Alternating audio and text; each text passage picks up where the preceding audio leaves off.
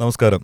മലയാളിയും മലയാള സിനിമയും സാഹിത്യവുമൊക്കെ ഉള്ളിടത്തോളം കാലം ഒരിക്കലും മറക്കാനാവാത്ത ഒത്തിരി സാഹിത്യരചനകളും ചലച്ചിത്ര കാവ്യങ്ങളും നമുക്ക് സമ്മാനിച്ച മഹാപ്രതിഭ അനശ്വരനായ പി പത്മരാജൻ. ഓരോ മലയാളിയും ഏറെ സ്നേഹത്തോടെ ആദരവോടെ എക്കാലത്തും ഓർമ്മിക്കുന്ന ആ അബ്രഗന്ധർവൻ്റെ മകനാണ് ഇന്നത്തെ നമ്മുടെ അതിഥി. അദ്ദേഹവും തിരക്കഥാകൃത്താണ്, എഴുത്തുകാരനാണ്. സ്നേഹാദരങ്ങളോടെ സ്വാഗതം ശ്രീ അനന്തപത്മനാഭൻ. നന്ദി. എത്ര പറഞ്ഞാലും കേട്ടാലും വീണ്ടും കേൾക്കാനും പറയാനും കൊതിക്കുന്നതാണ് പത്മരാജൻ എന്ന മഹാപ്രതിഭയുടെ സിനിമകളാണെങ്കിലും സാഹിത്യമാണെങ്കിലും. നമ്മളിന്ന് പറയാനും കേൾക്കാനും ആഗ്രഹിക്കുന്നത് അദ്ദേഹത്തിൻ്റെ ഗാനഭൂമികയാണ്, അദ്ദേഹത്തിൻ്റെ സംഗീത അഭിരുചികളാണ്. എനിക്ക് തോന്നുന്നു മലയാള സിനിമയിൽ വളരെ സവിശേഷമായിട്ടുള്ള ഒരു സംഗീത പരിചരണം കൊണ്ടുവന്ന ഒരു പ്രതിഭയാണ് പത്മരാജൻ എന്നാണ്.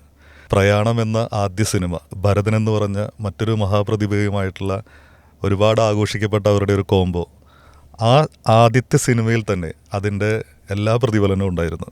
പ്രയാണം വാസ്തവത്തിൽ അതൊരു ഭരതൻ ചിത്രമാണ്. അതുകൊണ്ട് അതിൻ്റെ എല്ലാ ക്രെഡിറ്റും ഭരതൻ മോഹന് പോകേണ്ടതാണ്. അച്ഛൻ അതിൻ്റെ കൂടെ ഉണ്ടായിരുന്നു എന്നുള്ളത് സത്യമാണ്. ഇവർ തമ്മിൽ സംഗീത ചർച്ചകളുണ്ടായിട്ടുണ്ട്. രണ്ടുപേരും സംഗീതം പഠിച്ചവരാണ്. അച്ഛൻ 7 വർഷം ശാസ്ത്രീയ സംഗീതം പഠിച്ചിട്ടുണ്ട്. അതെ. അപ്പോൾ അതുകൊണ്ട് തന്നെ പുതിയ അറിവാണ്. 7 വർഷം പഠിച്ചതാണ്. അച്ഛൻ മ്യൂസിക് ചെയ്തിട്ടുണ്ട് ചെറുപ്പത്തിൽ. ഞാൻ എഴുതിയിട്ടുണ്ട്. നാടകങ്ങൾക്ക് വേണ്ടിയിട്ട്. നാടകമല്ല, ഒരു നാടകം എന്ന് പറയാൻ പറ്റില്ല. ഡിഗ്രി കഴിഞ്ഞ് ആകാശവാണി ജോയിൻ ചെയ്യുന്നതിൻ്റെ ഒരു 6 മാസം ഗ്യാപ്പിൽ, ആ ഇടവേളയിൽ അച്ഛൻ മുതുകുളത്തുണ്ടായിട്ടുണ്ട്. 19 വയസ്സേ ഉള്ളൂ. അപ്പോൾ ആ സമയത്ത് ഇവരൊരു നാടകം, ഒരു അമച്വർ നാടകം, ഒരു കുടുംബക്കാരെല്ലാവരും കൂടി ചേർന്നൊരു നാടകം. അതിൻ്റെ സംവിധായകൻ അച്ഛനല്ല.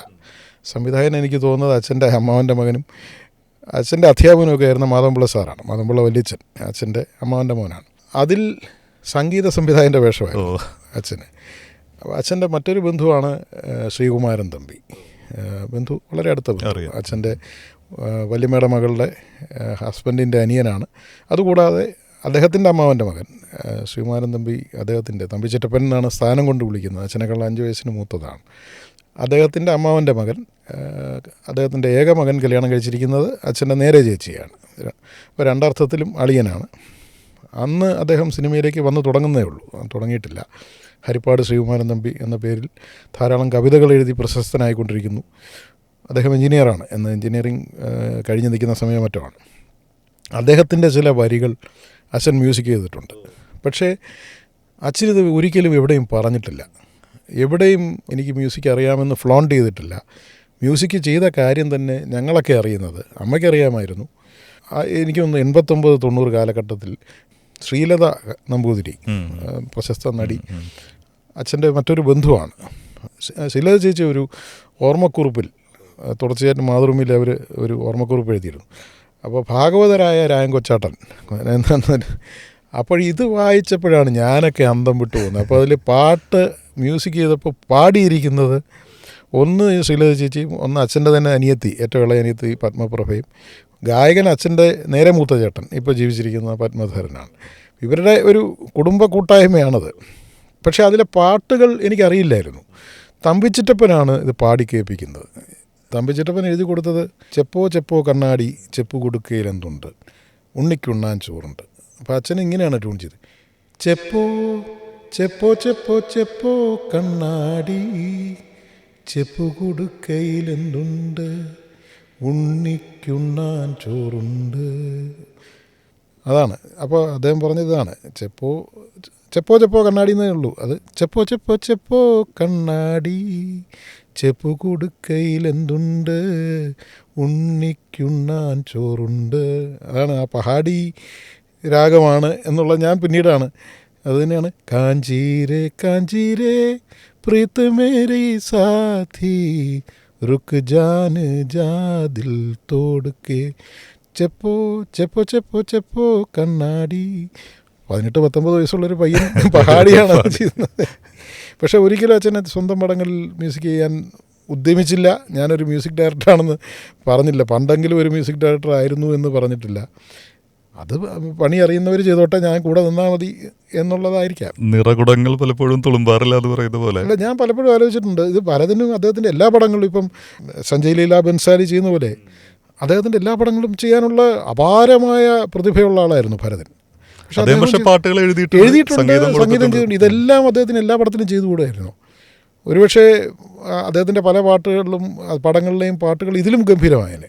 ഹിന്ദോളമൊക്കെ അദ്ദേഹം പല പടങ്ങളിലും മാറി മാറി അതെ അതെ, അതാണ് ഞാൻ പറഞ്ഞത്. അത് അവർ തന്നെ ഒരു റെസ്ട്രെയിൻ്റ് എടുക്കുന്ന, സെൽഫ് റെസ്ട്രെയിൻ്റ് എടുക്കുന്നതാണ്. വേണ്ട, നമ്മൾ ഒരേപോലെ ആകണ്ട, അല്ലെങ്കിൽ എൻ്റേതല്ലാത്ത ശബ്ദങ്ങൾ, എൻ്റേതല്ലാത്ത സ്വരങ്ങൾ കേൾക്കട്ടെ എന്ന് വിചാരിക്കുന്നതുകൊണ്ടായിരിക്കാം. പക്ഷേ അച്ഛൻ സംവിധാനം ചെയ്ത പടങ്ങളിൽ 18 ചിത്രങ്ങളിൽ 6ലും പാട്ടില്ലായിരുന്നു. പാട്ടുകൾ അച്ഛനൊരു അവിഭാജ്യ ഘടകമായി കരുതിയിരുന്നില്ല. പലതിലും 1, 1.5 പാട്ടുകളൊക്കെ ഉള്ളൂ. ഒരു പാട്ട് പൂർണ്ണമായി പോലും പലതിലും കേൾപ്പിച്ചിട്ടില്ല.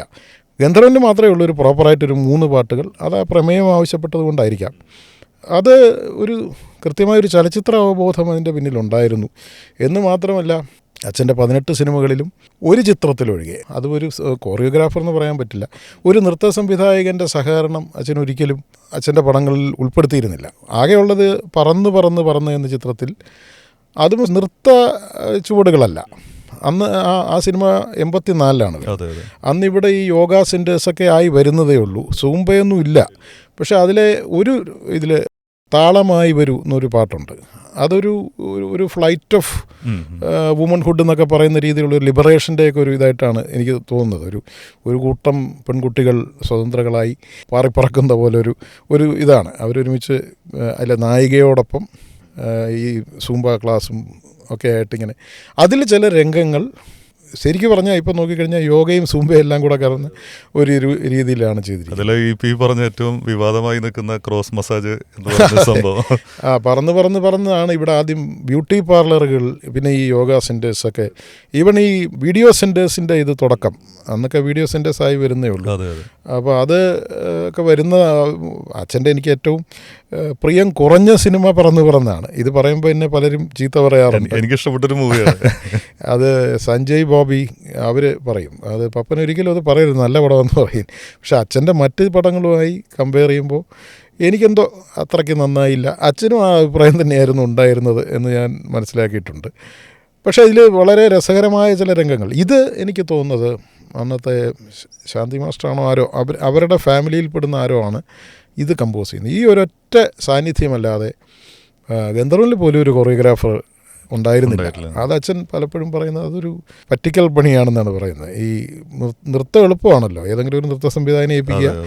പലപ്പോഴും സംവിധാനമൊന്നും പറയാറ് പോലുമില്ല, ഒരു പാട്ട് കൊടുക്കുക, ഇത് കൊറിയോഗ്രാഫി ചെയ്ത് വളരെ എളുപ്പത്തിൽ ഒരു 3 മിനിറ്റ് അങ്ങ് മാറിക്കിട്ടി. അങ്ങനെ ഒരു 5 പാട്ട് ഇട്ട് കഴിഞ്ഞാൽ ഒരു 2 മണിക്കൂർ പടത്തിൽ 15 മിനിറ്റ് സംവിധായകന് രക്ഷപ്പെടാം.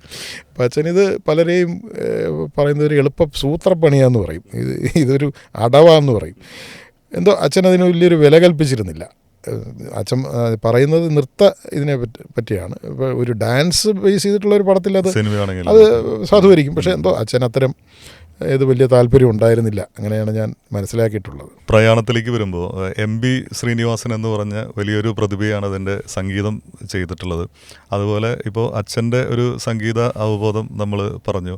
പത്മരാജനെ പോലെ തന്നെ ഭരതനും ഒരുപാട് പാട്ടുകൾ ഇഷ്ടപ്പെടുന്ന സംഗീത അവബോധമുള്ള ഒരു പ്രതിഭയാണ്. അപ്പോൾ രണ്ടുപേർക്കും പാട്ടുകൾ ഒരുപാട് ഇഷ്ടമുള്ളതുകൊണ്ട് ഒരുപാട് പാട്ടുകൾ കൊണ്ട് തന്നെ അതിന് അലങ്കാരം കൊടുക്കാൻ ആദ്യത്തെ സിനിമയിൽ തന്നെ പലരും ശ്രമിച്ചു പോകും. പക്ഷെ അവർ വളരെ മിതത്വമാണ്. മൗനങ്ങൾ പാടുകയായിരുന്നു എന്നുള്ള ഒരു സോങ്, പിന്നെ ഒരുപാട് പാട്ടുകളൊന്നുമില്ല. ഈ മിതത്വം വളരെ ശ്രദ്ധേയമാണ്. ആദ്യത്തെ സിനിമയിൽ തന്നെ MB ശ്രീനിവാസനെ പോലെ വളരെ പോയിറ്റിക് ആയിട്ടുള്ള ഒരു സംഗീത സംവിധായകൻ, ഒപ്പം വയലാറിനെ പോലെ വളരെ വലിയൊരു പ്രതിഭ, ഒപ്പം ബിച്ചു തിരുമല എന്ന് പറഞ്ഞ അന്നത്തെ ഒരു പുതിയ ലിറിക്സിസ്റ്റ്. ഇവരെ 3 പേരുടെയും സംഗമം കണ്ടെത്തുന്നു. അതിൽ തീർച്ചയായിട്ടും സംവിധായകൻ എന്ന രീതിയിൽ ഭരതൻ തന്നെയായിരിക്കും അതിൽ ഏറ്റവും കൂടുതൽ സംഭാവനകൾ കൊടുത്തിട്ടുള്ളത്. പക്ഷേ ഈ ഒരു ടീമിൻ്റെ ഒരു ഫസ്റ്റ് പ്രൊജക്റ്റ് എന്നുള്ള രീതിയിൽ അതിലവർ പാലിച്ച പാട്ടിലെ ഒരു കൈയടക്കം, അതെനിക്ക് തോന്നുന്നു ജെബിൻ തന്നെ പലപ്പോഴും എഴുതുകയൊക്കെ ചെയ്തിട്ട് ഞാൻ ശ്രദ്ധിച്ചിട്ടുണ്ട്. പ്രയാണത്തിൽ തിരക്കഥയിൽ തന്നെ പാട്ടിന് സീക്വൻസ് എഴുതിയിട്ടുണ്ട്. പാട്ടിൻ്റെ സീക്വൻസ്, അതായത് ഇയാളുടെ യാത്രകൾ, ഹരിദ്വാർ, അത് പിക്ചറൈസ് ചെയ്തപ്പോൾ അത് കുറച്ചുകൂടെ സ്ഥലങ്ങൾ മാറിയിട്ടുണ്ട്. അച്ഛനത് ഹരിദ്വാർ, കാശി എന്നൊക്കെയാണ് ഇയാളുടെ അരവിന്ദൻ്റെ യാത്രകൾ. അതുപോലെ ഓരോ സീക്വൻസും എഴുതിയിട്ടുണ്ട്. ഒരുപക്ഷെ പ്രയാണം എഴുതുന്നത് ചമ്പ്രംപക്കത്താണ്. ഇവർ രണ്ടുപേരും ഒരുമിച്ചാണ്. ഇവർ രണ്ടുപേരും ഡിസ്കസ് ചെയ്തായിരിക്കും, ഭരതമാനും കൂടി പറഞ്ഞിട്ടായിരിക്കാം. അത് അച്ഛൻ്റെ പിന്നീടുള്ള എല്ലാ സിനിമകളിലും ഒരു ഗാനം വരുമ്പോൾ ഒരു ഗാനം എന്ന് പറഞ്ഞങ്ങ് മാറ്റിവെക്കില്ല. ഇപ്പോൾ ഈ പാട്ടുകളുടെ ഒരു ഡീറ്റെയിലിങ് ഒരു സ്ക്രിപ്റ്റ് റൈറ്റർ എഴുതുന്നു എന്ന് പറയുമ്പോൾ സ്വാഭാവികമായും നമ്മൾ താരതമ്യം ചെയ്തു പോകുക MTയുടെ സ്ക്രിപ്റ്റുകളാണ്. കാരണം രണ്ടും വലിയ രണ്ട് പർവ്വതങ്ങളാണ്. മറ്റുള്ള തിരക്കഥാകൃത്തുകൾ അതിൻ്റെ ഡീറ്റെയിലിങ്ങിലേക്ക് പലപ്പോഴും ഒന്നും ഉണ്ടാവാറില്ല. പക്ഷേ ഇദ്ദേഹം അങ്ങനെ സംവിധായകന് പൂർണ്ണമായി വിട്ടുകൊടുക്കുന്ന രീതിയാണ് MTയുടെ ഭാഗത്തു നിന്നുണ്ടാവാറില്ല. പ്രത്യേകിച്ച് അദ്ദേഹത്തിൻ്റെ സ്ക്രിപ്റ്റിൽ സവിശേഷമായിട്ടുള്ളൊരു സോങ് സീക്വൻസിൻ്റെ ഒരു ഏരിയ വരുമ്പോൾ ഇനിയൊരു ഗാനമാവാം എന്ന് എഴുതി അടുത്ത സീനിലേക്ക് മറിയുകയാണ് പതിവ്. പക്ഷേ പത്മരാജൻ്റെ സ്ക്രിപ്റ്റുകൾ നമ്മൾ വായിക്കുമ്പോൾ തന്നെ എനിക്ക് മൂന്നാം പക്കത്തിലെ ഡീറ്റെയിലിംഗ് ഒക്കെയാണ് പെട്ടെന്ന് ഓർമ്മ വരിക. A മുതൽ Z വരെ നീണ്ടു കിടക്കുകയാണ് ആ ഉണരുമി ഗാനത്തിൻ്റെ ഡീറ്റെയിലിംഗ്. കാർഡുകൾ വരുന്നു, കാർഡുകൾ എഴുതിയിട്ടുള്ള അക്ഷരങ്ങൾ വരെ ഓരോ കാർഡുകളിലും മാറി മാറി വരുമ്പോൾ ഈ കുട്ടിയുടെ പ്രായം വലുതായി വരുന്നു. വരികൾ അതിൻ്റെ ഡീറ്റെയിലിംഗ്. കാത്തിരിപ്പിൻ്റെ സുഖം ഐഫൺ, നീ വരുന്നു എന്നറിയുമ്പോൾ ഇവിടെ ഭൂമി പുതുതാവുന്നു, വെയിലും മഴയും നീയില്ലാതെ കടന്നുപോയി. അങ്ങനെ ഫുൾ ഡീറ്റെയിൽ ആണ്. എന്നിട്ട് ഉണരുമി ഗാനം ഏകദേശം ഇങ്ങനെയൊക്കെ അർത്ഥം വരുന്ന വരികളാവാം. അത്രയും ഡീറ്റെയിൽ ആണ്. അല്ല, എനിക്ക് തോന്നുന്നത് MT അധികം അത് മറ്റുള്ളവർക്ക് വേണ്ടി എഴുതിയ തിരക്കഥ. അപ്പോൾ അത് സംവിധായകൻ്റെ ഭാഗം എന്നുള്ളത് കൊണ്ടായിരിക്കും അദ്ദേഹം അങ്ങനെ വിട്ടുകൊടുത്തിട്ടുണ്ടാവുക. അച്ഛൻ ഈ തുടക്കം തൊട്ടേ അങ്ങനൊരു രീതി പിന്തുടർന്നു പോയ ഒരു പ്രയാണം തൊട്ട് അങ്ങനെയാണ്. അപ്പോൾ ഈ രംഗങ്ങൾ എഴുതും, അപ്പോൾ ഇതെല്ലാം വിഷ്വലൈസ് ചെയ്തു പോകും. ഒരുപക്ഷെ ഇത് വായിച്ചിട്ടില്ലെങ്കിൽ പോലും ഇത് പറഞ്ഞു കൊടുക്കും. ഇപ്പം ഇളയരാജയൊന്നും ഇത് ഒരിക്കലും വായിച്ചിരിക്കാൻ സാധ്യതയില്ല. പക്ഷേ അച്ഛൻ ആ തിരക്കഥ വെച്ചിട്ട് ആ രംഗങ്ങൾ പറഞ്ഞിട്ടുണ്ടാവും, തീർച്ചയായിട്ടും പറഞ്ഞിട്ടുണ്ടാവും. ഇതൊക്കെയാണ് രംഗങ്ങൾ എന്ന് പറയുമ്പോൾ അത് വിഷ്വലൈസ് ചെയ്യാൻ എളുപ്പമാണ്, അല്ലെങ്കിൽ മ്യൂസിക് കൊടുക്കാൻ എളുപ്പമാണ്. അത് ഇവരെല്ലാം സഹായിച്ചിട്ടുണ്ടാകാം. ഇതിനും അപ്പുറത്ത് കടന്ന് ചിത്രീകരിച്ചിട്ടാണല്ലോ പലരെയും കാണിച്ചത്. അതെ. അത് ഒരു സീൻ കഴിയുമ്പോൾ ഇപ്പോൾ അദ്ദേഹം സംവിധാനം ചെയ്ത ചിത്രങ്ങൾ, ഇപ്പോൾ തൂവാനത്തുമ്പികളിൽ താങ്കൾ എഴുതിയ പുസ്തകത്തിൽ കൃത്യമായി പറയുന്നുണ്ട്, ഷൂട്ടിംഗ് പുരോഗമിക്കുന്നു, ചില കോംപ്രമൈസുകൾ വേണ്ടി വന്നു. റൂമിൽ നിൽക്കുമ്പോൾ കടൽ തീരം കാണുന്ന, അവിടുത്തെ നിലാവ് കാണുന്ന ഒന്നായിരുന്നു എഴുതിയിട്ടുണ്ടായിരുന്നത്. പിന്നെ അന്നത്തെ ചില സാമ്പത്തിക പ്രശ്നങ്ങളും ഒക്കെ കാരണം അത് കോംപ്രമൈസ് ചെയ്യേണ്ടി വന്നു. തൃശ്ശൂരത്തെ കാസിനോ ഹോട്ടലിലായി ഇവരുടെ ആദ്യ സംഗമത്തിൻ്റെ ഒരു മുറി. പക്ഷേ വാടാനപ്പള്ളി ബീച്ചിൽ അങ്ങനെ ഒരു റൂം കിട്ടിയിട്ടുണ്ടായിരുന്നില്ല. പക്ഷേ അന്ന് ഷൂട്ടിംഗ് കഴിയുമ്പോൾ ഒരു സോങ്ങിന് വേണ്ട ഒരു ബിറ്റ് കൂടി അവിടെ നിന്ന് എടുത്തു ചേർത്തു. ഡയലോഗൊക്കെയുള്ള ഒരു വലിയ ഒരു സീൻ ചിത്രീകരിച്ച് ഏറ്റവും ഒടുവിൽ ഈ സോങ് ചിത്രീകരിക്കാനുള്ള ഒരു ആവേശം ഫുൾ ഷൂട്ടിങ്ങിൻ്റെ ഒരു സ്ക്രിപ്റ്റിലും അതുപോലെ തന്നെ എൻ്റെ ഒരു എക്സിക്യൂഷൻ പാർട്ടിലും ഉണ്ട്. അങ്ങനെ ചിത്രീകരിച്ച എല്ലാ കഷ്ണങ്ങളും കൊണ്ട് നമ്മൾ നേരെ ലിറിസിസ്റ്റിനും മ്യൂസിക് ഡയറക്ടർക്കും കൊടുക്കുകയാണ്. അപ്പോൾ പിന്നെ അവരുടെ പണി അത്രത്തോളം എളുപ്പമാണ്. മാത്രമല്ല അവർക്ക് അത് കറക്റ്റായിട്ട് കിട്ടുകയാണ്. ലിപ്സിങ്ക് ഇല്ല. ഞാനിത് നോക്കുമ്പോൾ പാടി അഭിനയിക്കുക എന്നുള്ളതൊരു വലിയ ടാസ്ക്കാണ്. നമ്മൾ പലപ്പോഴും വലിയ നടന്മാരെ പറ്റി പറയുമ്പോൾ അവരുടെ വലിയൊരു കഴിവായിട്ട് പറയുന്നത് ചുണ്ട് കൊണ്ട് പാടി അഭിനയിക്കുക എന്നുള്ളത്. നസീറും മോഹൻലാലും ജയറാമും ഒക്കെ നമുക്ക് അതിനുള്ള വലിയ വലിയ മാതൃകകൾ കാണിച്ചു തന്നിട്ടുണ്ട്. പക്ഷേ പുതിയതായിട്ട് വരുന്ന ഒരാൾക്ക് ആ ക്യാരക്ടറായി മാറാൻ പത്മരാജൻ്റെ സിനിമകൾ ഇതിൻ്റെ ആവശ്യമില്ല. അവരെല്ലാം തന്നെ ക്യാരക്ടറിൻ്റെ ഒരു വളർച്ച ഇതിനനുസൃതമായിട്ട് രീതിയിലാണ് ഈ പടം ത്രൂ ഔട്ട് മാറുന്നത്. അതിൽ തന്നെ ചില പാർട്ടുകൾ കട്ട് ചെയ്തിട്ട് അതിലെ പാട്ടുകളായി മാറുന്നു. പക്ഷെ അവിടെ സംവിധായകൻ കൊടുക്കുന്ന ഒരു എഫർട്ട്, അല്ലെങ്കിൽ തിരക്കഥാകൃത്ത് കൊടുക്കുന്ന ഒരു എഫർട്ട് വളരെ കൂടുതലാണ്. എനിക്ക് തോന്നുന്നു ഈ ലിപ് സിങ്കിങ് പരിപാടി അച്ഛൻ്റെ തിരക്കഥകളിൽ പോലും തുടക്കത്തിലൊന്നും ഇല്ലായിരുന്നു. ഈ പറയുന്ന പ്രയാണത്തിലും അങ്ങനെ ഇല്ലായിരുന്നല്ലോ. ഇതാ ഇവിടെ വരെയിൽ ആദ്യത്തെ തന്നെ ഒരു സാഗ ഇതായ ഇവിടെ വരെ എന്ന് പറയുന്നത് അതൊരു ടോൺ സെറ്റിംഗ് സോങ് ആണ്. പിന്നീട് പലതും, പിന്നെ അത് IV ശശി എന്ന സംവിധായകൻ്റെയും കൂടിയാണ്. പല സിനിമകളിലും ആ ലിപ് സിങ്കിങ് തിരക്കഥകളിൽ തന്നെയില്ല. പിന്നെ അച്ഛൻ പറയുന്ന പോലെ ഞാൻ സംവിധാനം ചെയ്ത ചിത്രങ്ങൾ മാത്രമാണ് എൻ്റെ ചിത്രങ്ങൾ, മറ്റേത് മറ്റുള്ളവർക്ക് വേണ്ടി ഞാൻ എഴുതി കൊടുക്കുന്ന കഥ അവിടെ ഞാനൊരു ഉപകരണം മാത്രം എന്ന് ഫിലിം മാഗസിനിൽ 83 എഴുതിയ ഒരു കുറിപ്പിലാണോ അതോ ഒരു ഇൻ്റർവ്യൂവിലോ ആണ്, കൗമുദി ന്യൂസ് സർവീസിന് കൊടുത്തൊരു ഇൻ്റർവ്യൂവിൽ പറഞ്ഞിട്ടുണ്ട്. അതിന് കാരണം അവിടെ സംവിധായകൻ്റെ സ്വാതന്ത്ര്യം അനുവദിച്ചു കൊടുക്കുകയാണ്. അതുകൊണ്ടായിരിക്കാം രതിനിർവേദത്തിലൊക്കെ 5 പാട്ടുകളോ മറ്റുണ്ട്, വാടകയ്ക്കൊരു ഹൃദയത്തിലെ പാട്ടുകൾ. ആ പാട്ടുകളൊക്കെ വലിയ ഹിറ്റുകളായിരുന്നു. ഇതായുടെ വരെയിലെ പാട്ടുകൾ ദേവരാമാഷായിരുന്നു തുടക്കത്തിൽ. ഞാനിപ്പോഴും ഓർക്കുന്നുണ്ട്. ഇതായുടെ വരെയുടെ സമയത്താണോ എന്നറിയില്ല, ആദ്യം 76 മറ്റോ ഞങ്ങൾ, എൻ്റെ ഓർമ്മയിൽ മദ്രാസിൽ ആദ്യം പോകുമ്പോൾ അന്ന് ദേവരാമാഷിൻ്റെ വീട്ടിൽ അച്ഛൻ പോയിട്ടുണ്ട്. എന്നാൽ അച്ഛൻ്റെ ഒരു സിനിമയിൽ പോലും അദ്ദേഹം സംഗീതം ചെയ്തിട്ടില്ല. എൻ്റെ ഓർമ്മ ശരിയാണെങ്കിൽ അത് 2 ചിത്രങ്ങളുടെ കഥ അദ്ദേഹത്തിനെ പറഞ്ഞു കേൾപ്പിക്കാനാണ് പോയിട്ടുള്ളത്. ഒന്ന് ശാലിനിയുടെ കൂട്ടുകാരിയാണോ എന്നെനിക്ക് ഓർമ്മയില്ല. എൻ്റെ ഓർമ്മയിൽ അദ്ദേഹം എന്നെ നോക്കി ചിരിച്ചിട്ടുണ്ട്. ഞാനന്ന് ചെറിയ കുട്ടിയാണ്, എല്ലാവരും ചിരിക്കാത്ത മുഖമാണെന്ന് പറയും. അദ്ദേഹം വർഷങ്ങൾക്ക് ശേഷം അദ്ദേഹം തിരുവനന്തപുരത്ത് വന്നപ്പോൾ അദ്ദേഹം വീട്ടിൽ അദ്ദേഹത്തിൻ്റെ മകളുടെ കല്യാണം ക്ഷണിക്കാനും വന്നിട്ടുണ്ട്. ഒന്ന് ആലോചിക്കണം, അച്ഛൻ ഒരു പടത്തിൽ പോലും അദ്ദേഹത്തിനെ സംഗീത സംവിധായകനാക്കിയിട്ടില്ല. പക്ഷേ അവരൊക്കെ തമ്മിൽ അത്രയും ഒരു അടുപ്പമുണ്ടായിരുന്നു, മാനസികമായ അടുപ്പം ഉണ്ടായിരുന്നു എന്ന് എനിക്ക് മനസ്സിലാവും. വർഷങ്ങൾക്ക് ശേഷം ഞാൻ ലീലാമണി അമ്മയെ കാണാൻ ദേവരാം മാഷിൻ്റെ വീട്ടിൽ വെറുതെ എൻ്റെ സുഹൃത്ത് രവിമേനോത്ത് പോയിട്ടുണ്ട്. അപ്പോൾ വർഷങ്ങൾക്ക് മുമ്പ് ഞാൻ വന്ന കാര്യം പറഞ്ഞപ്പോൾ അമ്മ ഓർക്കുന്നു എന്ന് പറഞ്ഞു. ദേവരാജൻ മാഷ് വളരെ മനോഹരമായിട്ടുള്ള, ഇദ്ദേഹം സംവിധാനം ചെയ്ത സിനിമയിലല്ല, മോഹന് വേണ്ടി തിരക്കഥ എഴുതിയ സിനിമ ശാലിനിൻ്റെ കൂട്ടുകാരി. ശാലിനിൻ്റെ കൂട്ടുകാരിയിൽ MD രാജേന്ദ്രനാണ് അതിലെ വരികൾ എഴുതിയിട്ടുള്ളത്.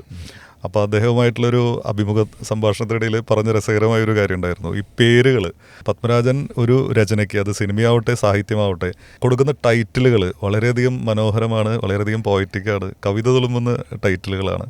ഋതുഭേദങ്ങളുടെ പാരിതോഷികം എന്ന് പറഞ്ഞ വളരെ പ്രശസ്തമായിട്ടുള്ളൊരു നോവലറ്റ്, അതിൽ നിന്ന് ഒരു വരി സൃഷ്ടിക്കാനുള്ള ഒരു ആവേശം MDR പറഞ്ഞപ്പോൾ അതിനെ പെട്ടെന്ന് തന്നെ അങ്ങനെ എന്നെ സൂചിപ്പിക്കുന്ന വേണ്ടിയിട്ട് വരികളൊന്നും വേണ്ട.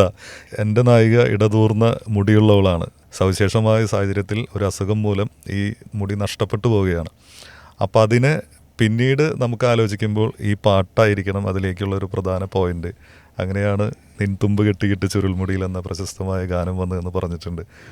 അതേസമയം തന്നെ MDRനെ പോലെ ഈ ആകാശവാണിയിലെ സൗഹൃദമൊക്കെ വെച്ച് പുതിയ ആളുകൾക്ക് ഇദ്ദേഹം കൂടി ഇടപെട്ട് രാജേന്ദ്രൻ ചേട്ടൻ പറഞ്ഞിട്ടുണ്ട്, ഋതുഭേദകൽപ്പന ചാരുത നൽകിയ പ്രിയ പാരിതോഷികം പോലെ. അത് ഋതുഭേദങ്ങളുടെ പാരിതോഷികത്തിൽ നിന്ന് ഞാൻ ചൂണ്ടിയതാണെന്ന് പറഞ്ഞിട്ടുണ്ട്. അത് അദ്ദേഹം ആദ്യത്തെ ശാലിനിയുടെ കൂട്ടുകാരിൽ കൊടുക്കാൻ, പിന്നീട് അതിൽ കൊടുക്കാത്തത് കൊണ്ട് മംഗളം നേരുന്നതിൽ മോഹൻ്റെ പടത്തിൽ തന്നെ ചേർത്തു എന്ന് പറഞ്ഞിട്ടുണ്ട്. ഇപ്പം MD രാജേന്ദ്രനാണെങ്കിലും ദേവരാജൻ മാഷക്കാണെങ്കിലും ഇവിടെയും നമ്മൾ കാണുന്നത് ഒരു തിരക്കഥാകൃത്ത് ഈ പാട്ടിൻ്റെ ഡീറ്റെയിലിങ് ഇവർക്കൊക്കെ കൃത്യമായിട്ട് കൊടുക്കുകയാണ്.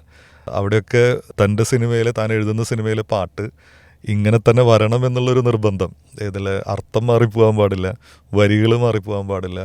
അത് കൃത്യമായിട്ട് പാട്ടുകൾ നമ്മൾ തുടക്കത്തിൽ പറഞ്ഞ പോലെ സവിശേഷമായ ഒരു പരിചരണം അദ്ദേഹം ഇഷ്ടപ്പെട്ടിരുന്നു, ഉണ്ടായിരുന്നു. അത് കാരണം ഞാൻ മനസ്സിലാക്കുന്നത് അച്ഛൻ തിരക്കഥ, ഈ എൻ്റെ സ്വന്തം പടങ്ങൾ മാത്രം, സംവിധാനം ചെയ്ത പടങ്ങൾ മാത്രമാണ് എൻ്റെ പടങ്ങൾ എന്ന് പറയുമ്പോഴും അച്ഛന് സ്വാതന്ത്ര്യം ഉണ്ടായിരുന്ന സംവിധായകരുടെ പടങ്ങളിൽ അച്ഛൻ കാസ്റ്റിംഗ് നടത്തിയിട്ടുണ്ട്. അച്ഛൻ ഗാനരചയിതാവിനെ തീരുമാനിച്ചിട്ടുണ്ട്.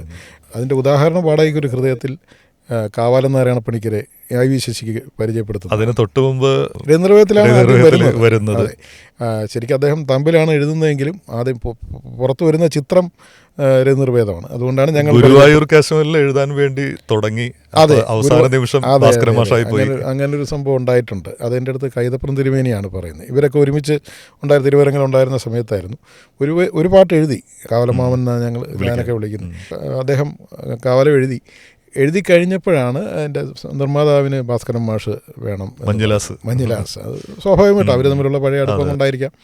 അപ്പോൾ ആ സമയത്ത് അച്ഛനവിടെ ഉണ്ട്. ഇവർ ദിംതതക്ക കോട്ടക്കെ ഗണപതി കഴിഞ്ഞു. അപ്പോൾ ഇവരെല്ലാവരും കൂടെ ഒരുമിച്ചിരുന്ന് പാടുകയും ചെയ്തു. കൈതപ്രമൊക്കെ ആ കൂട്ടത്തിലുണ്ടെന്ന് തോന്നുന്നു, അദ്ദേഹം പറഞ്ഞിട്ടുണ്ട്. അപ്പോൾ ഇത് കഴിഞ്ഞപ്പം പെട്ടെന്ന് ഭരതമാനൊന്നും പറയാൻ പറ്റാത്ത അവസ്ഥയായി. അച്ഛനപ്പോൾ ആ ഗ്രൂപ്പിലുണ്ട്, അത് കണ്ടുകൊണ്ട്. അപ്പോൾ അദ്ദേഹത്തിന് പണിക്കരേട്ടൻ്റെ വിഷമം കണ്ടു എന്നാണ് കൈതപ്രം പറഞ്ഞിട്ടുള്ളത്.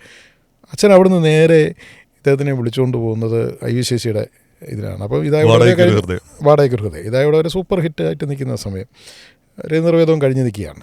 അപ്പോൾ നേരെ അവിടെ കൊണ്ടുപോയി. ആ സമയത്ത് പൂവച്ചൽ ഖാദറും ബിച്ചു തിരുമലയാണ് IV ശശിയുടെ ചിത്രങ്ങൾ എല്ലാ ഹിറ്റ് പാട്ടും.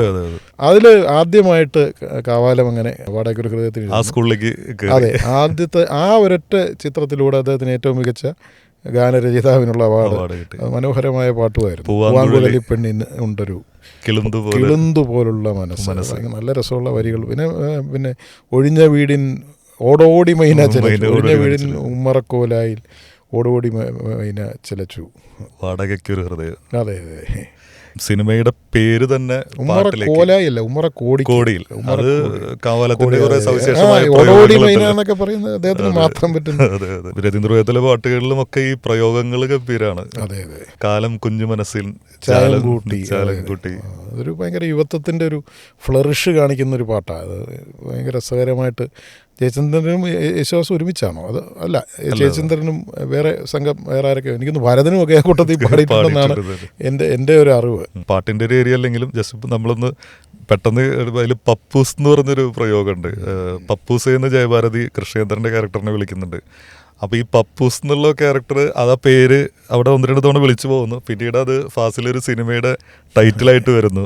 സിനിമയുടെ പേരുകളിൽ നമ്മൾ ഈ പറഞ്ഞ പോലെ ഇപ്പോൾ വീണ്ടും സാഹസം, ആഘോഷം, ആവേശം, അങ്ങനെ ഈ 3 അക്ഷരമുള്ള പേരുകൾ നിലനിന്നിരുന്ന, അത് തുടർച്ചയായിട്ട് ഹിറ്റുകൾ അടിച്ചിരുന്നൊരു സമയത്താണ് നീളമുള്ള പേരുകൾ തുടങ്ങുന്നത്. നമുക്ക് ഓർക്കാൻ മുന്തിരിത്തോപ്പുകൾ, പറന്ന് പറന്ന് പറന്ന്, ദേശാടനക്കിളി കരയാറില്ല, വാടകയ്ക്കൊരു ഹൃദയം, സത്രത്തിലൊരു രാത്രി, രാപ്പാടികളുടെ ഗാഥ, നീളമുള്ള പേരുകൾ. ആ പേരുകളൊക്കെ തന്നെ ഈ പാട്ടുകളിൽ ആദ്യത്തെയോ രണ്ടാമത്തെയോ വരിയായിട്ട് വരുന്നു. ഇതാ ഇവിടെ വരെയിൽ ആ ടൈറ്റിൽ വെച്ചിട്ടുള്ളൊരു സോങ്. ഇതാ ഇവിടെ വരെ എന്ന് ഇത് എഴുതുന്ന യൂസഫ് അലി കേച്ചേരിയാണ്. അദ്ദേഹം അച്ഛൻ്റെ വേറെ 2-3 തിരക്കഥകളിലും കൂടെ എഴുതിയിട്ടുണ്ട്. പക്ഷേ അച്ഛനുമായിട്ട് ഒരിക്കലും സഹകരിച്ചിട്ടില്ല. അതായത് സിനിമയിൽ അച്ഛൻ സംവിധാനം അപ്പം ഇവരൊക്കെ ആയിട്ട് വളരെ മാനസികമായിട്ട് അടുപ്പമുണ്ടായിരുന്നു. അച്ഛൻ മരിച്ചപ്പോൾ ഇതാ ഇവിടെ വരെ എന്നുള്ള പേരിലാണ് അദ്ദേഹം ഒരു കവിത, അത് മനോഹരമായ ഒരു കവിതയായിട്ട് ഞാൻ ഓർക്കുന്നു. അത് പിന്നീട് അത് ഇവിടെയും ഞാൻ വായിച്ചിട്ടില്ല. അത് ഏതോ ഒരു ഓണപ്പതിപ്പിൽ വന്നതാണ്.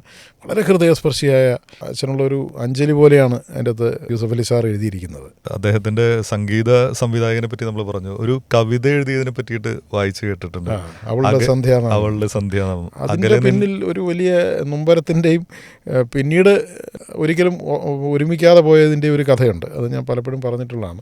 കുറേയൊക്കെ ഈ പറഞ്ഞ മാതിരി ചില വാശികളുടെ പ്രശ്നം ആണ് അതിൻ്റെ അകത്ത്. വാശിയാണോ എന്ന് എനിക്കറിയില്ല, ചിലപ്പോൾ ചിലർക്ക് ഫീൽ ചെയ്തതായിരിക്കാം. ഇത് ശരിക്കും അച്ഛൻ്റെ ഗുരുനാഥനായിരുന്നു ONV കുറുപ്പ് സാർ എന്ന് പറഞ്ഞാൽ. അച്ഛൻ്റെ സെക്കൻഡ് ലാംഗ്വേജ് മലയാളമായിരുന്നു, കെമിസ്ട്രി ആയിരുന്നെങ്കിലും അച്ഛന് ഒരുപാട് മെൻറ്റോർഷിപ്പ് കൊടുത്തിട്ടുള്ള ആളാണ്. അത് പറഞ്ഞു കേട്ടിട്ടുണ്ട്. പലപ്പോഴും അച്ഛൻ അവിടെ വരുമായിരുന്നു. ഈ കെമിസ്ട്രിക്കാരനായിരുന്നെങ്കിലും പലപ്പോഴും കുറുപ്പ് സാറിൻ്റെ വീട്ടിൽ വരുമായിരുന്നു. അദ്ദേഹം പറഞ്ഞ് എൻ്റെ മോള് മായയൊക്കെ എടുത്ത് നടന്നിട്ടുണ്ട്, മായ ചേച്ചിയൊക്കെ എടുത്ത് നടന്നിട്ടുണ്ട്. അച്ഛനോടൊരു സവിശേഷ വാത്സല്യം ഉണ്ടായിരുന്നു. ലോല മിൽഫോർഡ് എന്ന അമേരിക്കൻ പെൺകുട്ടി ആദ്യം കോളേജ് മാഗസിനിൽ കൊടുത്തിട്ട് അച്ഛൻ അരാഷ്ട്രീയക്കാരനായതുകൊണ്ട് അത് പ്രസിദ്ധീകരിച്ചില്ല. അത് പിന്നീട് മിനിസ്റ്ററായ സി ദിവാകരൻ സാർ പറഞ്ഞിട്ടുണ്ട്. അപ്പോൾ അതിൽ പ്രതിഷേധിച്ച് ഇതിൽ നിന്നും ചീത്ത പറയുക, അതിൽ നിന്ന് രാജിവെച്ച് പോവുകയും ചെയ്ത ആളാണ് കുറുപ്പ് സാർ. അത്രയ്ക്ക് അദ്ദേഹമാണ് എടുത്തു കൊടുത്തത്. അതിന് കാരണം ഇതാണ്, കുറുപ്പ് സാർ അത്രയ്ക്ക് ഒരു ഭൂതനായിട്ട് അച്ഛൻ്റെ മനസ്സിൽ നിൽക്കുകയാണ്. ഇപ്പം തമ്പിച്ചിറ്റപ്പനൊക്കെ പലപ്പോഴും സ്വന്തം ബന്ധുവായിട്ട് എനിക്ക് പിന്നീട് എത്രയോ കഴിഞ്ഞിട്ടാണ് രാജൻ തന്നത് എന്ന് പറയുന്നുണ്ട്. അതിന് കാരണം ഇതാണ്, ഇങ്ങനൊരു മെൻറ്റോർഷിപ്പ് അദ്ദേഹത്തിൻ്റെ ഭാഗത്തു നിന്നുണ്ടായിട്ടുണ്ട്. ഞാൻ മനസ്സിലാക്കുന്നത് ഈ ലോല പിന്നീട് കൗമുദിയിൽ വരാൻ ഒരു കാരണം മിക്കവാറും കെ ബാലകൃഷ്ണൻ്റെ അടുത്ത് ഇത് പറഞ്ഞിട്ടുണ്ടാവുക ONV തന്നെയായിരിക്കും. അതുകൊണ്ടാണ് കെ ബാലകൃഷ്ണൻ ഒരു വലിയ കുറിപ്പോട് കൂടിയാണ് ഇയാൾ മലയാള കഥയിൽ ചില മാറ്റങ്ങൾ വരുത്തും എന്ന് പറഞ്ഞ ഒരു കുറിപ്പോടുകൂടി ഒരു 18-19 വയസ്സുകാരനെ അവതരിപ്പിക്കുകയാണ് കൗമുദിയിൽ. ഒരാൾക്ക് ഇതിൽ കൂടുതൽ വലിയൊരു ഇൻട്രൊഡക്ഷൻ കിട്ടാനില്ല.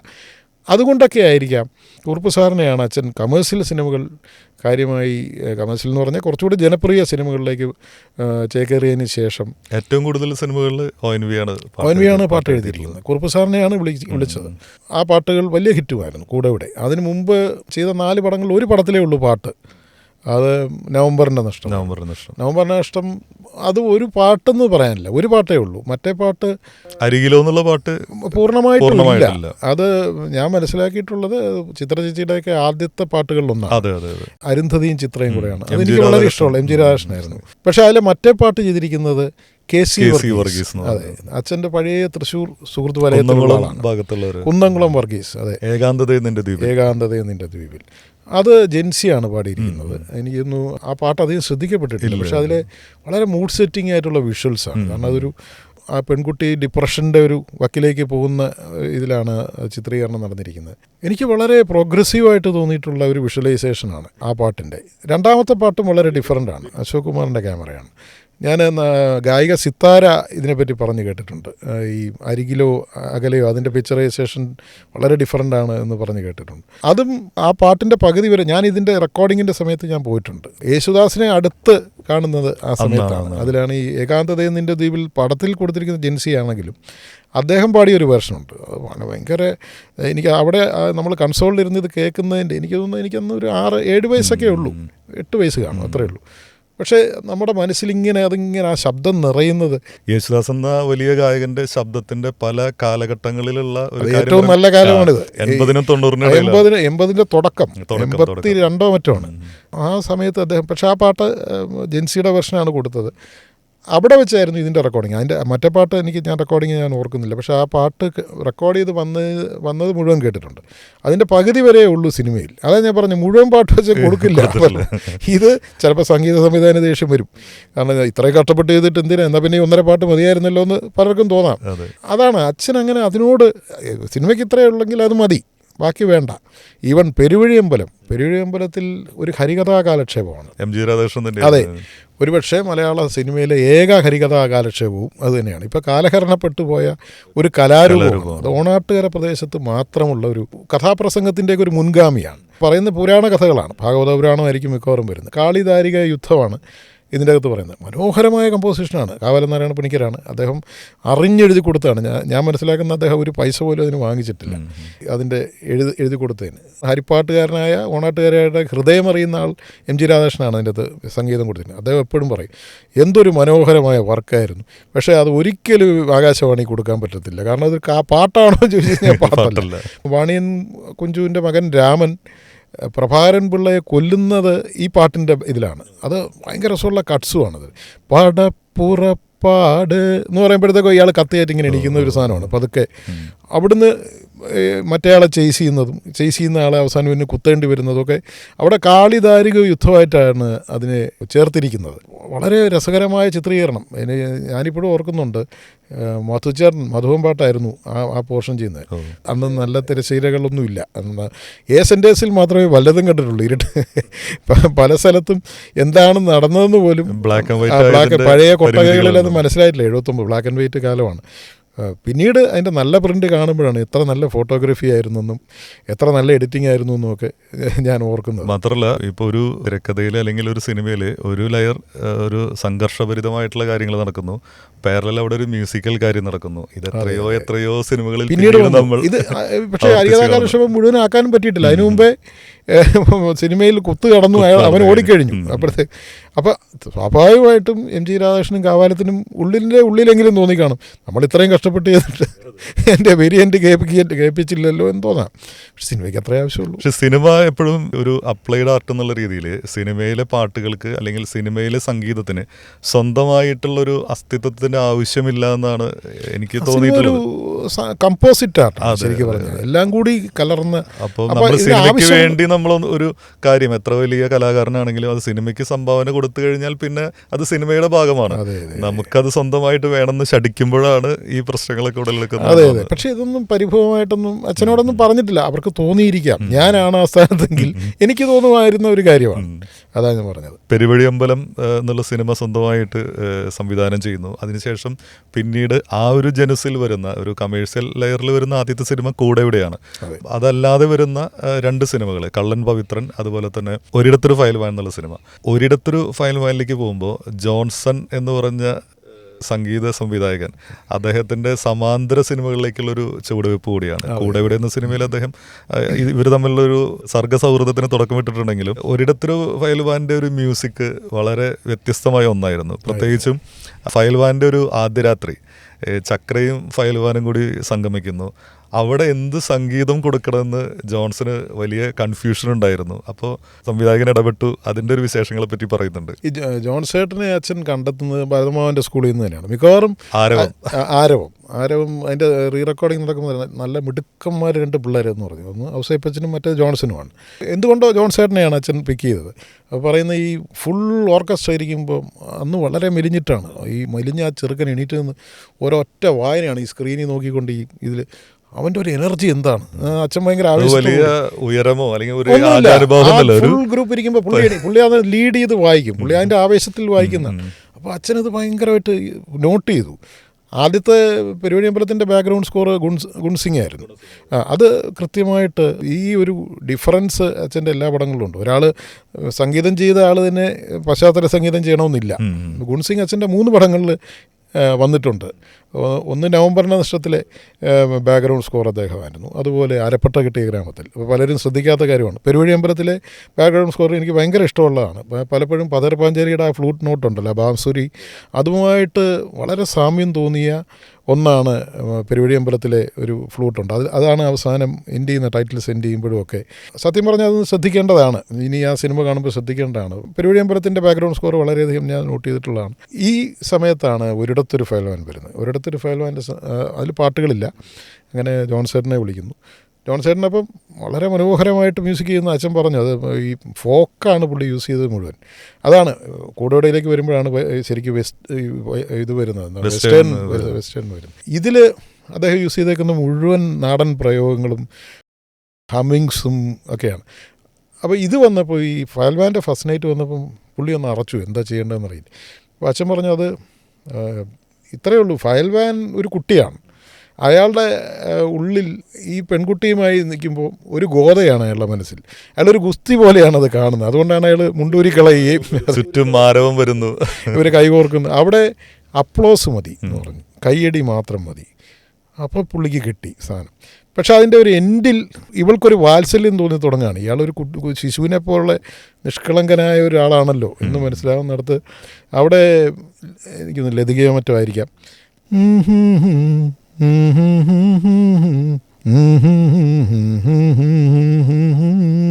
ഇങ്ങനെ പോകുന്നൊരു സാധനമുണ്ട്. ഒരു ലല്ലബിയാണ് അവിടെ മനോഹരമായിട്ട്. ഞാൻ പിന്നീട് ആലോചിച്ചിട്ടുണ്ട് എന്തുകൊണ്ട് ജോൺസേട്ടൻ അത് ഒരു പാട്ടിൻ്റെ തന്നെ ഒരു ട്യൂണാക്കിയില്ല. അങ്ങനെയുള്ള ഒരുപാട് അനുഭവങ്ങൾ ഉണ്ട്. അത് ഇനിയും അതിൽ നിന്നൊക്കെ ഒരു പാട്ടുണ്ടാക്കാൻ പറ്റും. അത്ര മനോഹരമായിട്ടുള്ള ചില ട്യൂണിങ്സ് ഉണ്ട്. ഇതുപോലെ പാട്ടിൽ നിന്ന് ട്യൂൺ ഉണ്ടാക്കിയ മറ്റൊരു അനുഭവമുണ്ട്, കൂടെവിടയിലെ തീം മ്യൂസിക്. അത് അദ്ദേഹം പറഞ്ഞപ്പോഴാണ് ഞാൻ ശ്രദ്ധിക്കുന്നത്. ലാ ലാ ലാ ലാ ലാ ലാ ലാ ലാ ലാ ലാ ലാ.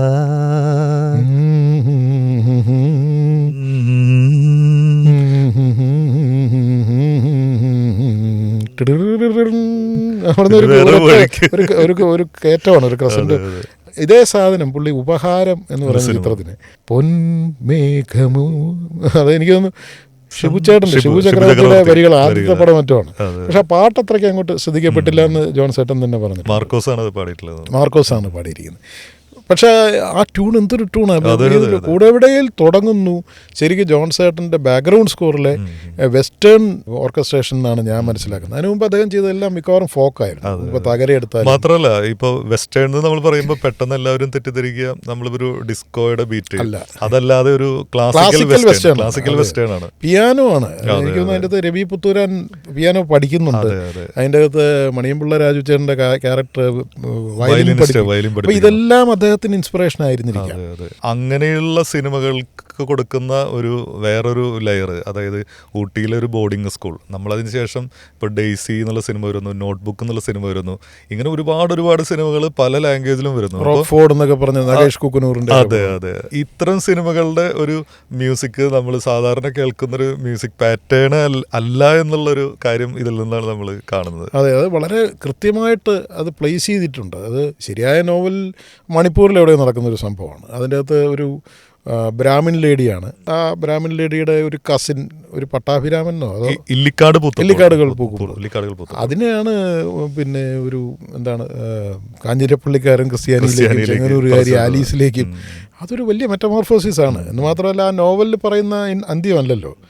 നോവലിൽ അയാൾ പതിയിരുന്നു കൊല്ലുക മറ്റേ അതൊരു ഈ മിസോ കലാപകാരികളിൽ ഒരാളുടെ മകനാണ്. ആ കഥാപാത്രൻ്റെ പേര് എനിക്ക് ഓർമ്മയില്ല. അതാണ് രവി പുത്തൂരാനായി മാറുന്നത്. അതിൻ്റെ വെരി എൻഡിൽ ഇയാളുടെ കയ്യിൽ നിന്ന് പോയതാണ് ശരിക്കും. ക്യാപ്റ്റൻ തോമസിൻ്റെ കയ്യിൽ നിന്ന് അയാൾ മദ്യപാനത്തിൻ്റെ പുറത്ത് എന്തോ ഇവന് 2 അടി കൊടുത്ത് വിടണമെന്നേ ഉദ്ദേശിച്ചുള്ളൂ. പക്ഷേ അതിൻ്റെ ബാക്ക്ഗ്രൗണ്ട് സ്കോർ ഈ പറഞ്ഞ പോലെ പല സ്ഥലത്തും ഭയങ്കര പോയിഗ്നൻ്റാണ്. വളരെ നമ്മുടെ ഉള്ളിൽ നിൽക്കുന്ന ഇപ്പോഴും ജെബിൻ പാടുന്നു. അതുമാത്രമല്ല, ഇപ്പോൾ ആ സിനിമയിലെ ONV കുറുപ്പ് അദ്ദേഹം എഴുതിയ പാട്ടുകൾ ഇപ്പം നമ്മൾ ലിറിക് എഴുതി സംഗീതം കൊടുക്കുന്നു, അതല്ലെങ്കിൽ ഒരു ട്യൂൺ ഇട്ട് കൊടുത്തതിന് ശേഷം എഴുതിപ്പിക്കുന്നു. പക്ഷേ ഒരു വെസ്റ്റേൺ നോട്ടിലുള്ള വരികൾ എഴുതണമെന്നുണ്ടെങ്കിൽ ആദ്യം ഈണം കിട്ടിയേ പറ്റൂ. നമുക്കൊരിക്കലും ഒരു മലയാള കവിതയുടെ ഒരു വൃത്തത്തിൽ നിന്നുകൊണ്ട് അതിനെ എഴുതി ട്യൂൺ ചെയ്യാൻ പറ്റില്ല. അപ്പോൾ തീർച്ചയായിട്ടും അങ്ങനെ ഒരു ഇത് കിട്ടിയാൽ മാത്രമേ നമുക്ക് അതിൽ കറക്റ്റ് വരികൾ വരുള്ളൂ. അപ്പം അതിനെപ്പറ്റി ONV കുറുപ്പ് പറഞ്ഞിട്ടുണ്ട്, ആദ്യം തന്നനാനാന ഇങ്ങനെയുള്ള ചില വെസ്റ്റേൺ നോട്ടിലാവുമ്പോൾ ഈ പറഞ്ഞ പോലെ ട്യൂണിനനുസരിച്ച് എഴുതി കൊടുക്കുക എന്നുള്ള ഒരു ശൈലി എനിക്ക് തോന്നുന്നു ONV സലിൽദയുടെ ചെയ്തിട്ടുണ്ട്. തന്നെയാണ് ചെയ്തിരിക്കുന്നത്. അദ്ദേഹത്തിന് അത് വളരെ പരിചിതമായിട്ടുണ്ട്. ആടിവാക്കാറ്റ് എന്നുള്ള പാട്ട്, പൊന്നുരുകും പൂക്കാലം, നിന്നെ പൊന്നുരുകും പൂക്കാലമാണ് എനിക്ക് തോന്നുന്നു അച്ഛൻ്റെ first instance of an artist giving lip-zinc. അതിൻ്റെ പൊന്നുരുകും പൂക്കാലത്തിൻ്റെ സ്പെയറിംഗിലി ആലീസ് അവിടെ ഇവിടെയൊക്കെ ചെറുതായിട്ടൊന്നും പാടുന്നുണ്ട്, മുഴുവനുമായിട്ടല്ലെങ്കിലും. പക്ഷെ പിന്നീടുള്ള പടങ്ങൾ അതുണ്ടായിട്ടില്ല. അപ്പോൾ പറന്ന് പറന്നാണ് അടുത്ത ചിത്രം. ഇതേ ടീമായിരുന്നു. പറന്ന് എന്നുള്ള സിനിമയിൽ എനിക്ക് വളരെ ഇഷ്ടപ്പെട്ട അതിലെ കരിമിഴിക്കുരുവികൾ കവിത മൂളിയ. അപ്പൊ അതിലൊരു പ്രയോഗമുണ്ട്, പൊന്നൊലീവുകൾ പൂവിടും കാവിലോ. പൊന്നൊലീവുകൾ വേറൊരു ഭൂപ്രദേശം, വേറൊരു നാട്, കാവ് നമ്മുടെ കേരളത്തിലെ ഒരു കാവ്. അദ്ദേഹത്തിൻ്റെ ബ്രില്യൻസ് ആണ് കുറുപ്പ് സാറിൻ്റെ. അതിലാ മെയിൻ കഥാപാത്ര നായിക ഒരു ക്രോസ് മാരേജിൻ്റെ സന്തതിയാണ്. രോഹിണി അവതരിപ്പിക്കുന്നത്. അമ്മ ക്രിസ്ത്യനാണ്, അച്ഛൻ വളരെ ഓർത്തഡോക്സ് ആയിട്ടുള്ള ഒരു ഹിന്ദുവാണ്. അപ്പോൾ അതാണ് പൊന്നുലീവുകൾ ഒരു വശത്തും കാവ് ഇപ്പുറത്തും. എന്തൊരു ഭാവനയാണല്ലേ. അതിലും ഈ ഹമ്മിങ് അതുപോലെയുള്ള പോർഷൻസ് ഒക്കെ നമ്മൾ ഒരു സ്ഥിരം കേൾക്കുന്ന ഒരു ചലച്ചിത്ര ഗാനങ്ങളുടെ ഒരു സങ്കേതമല്ല.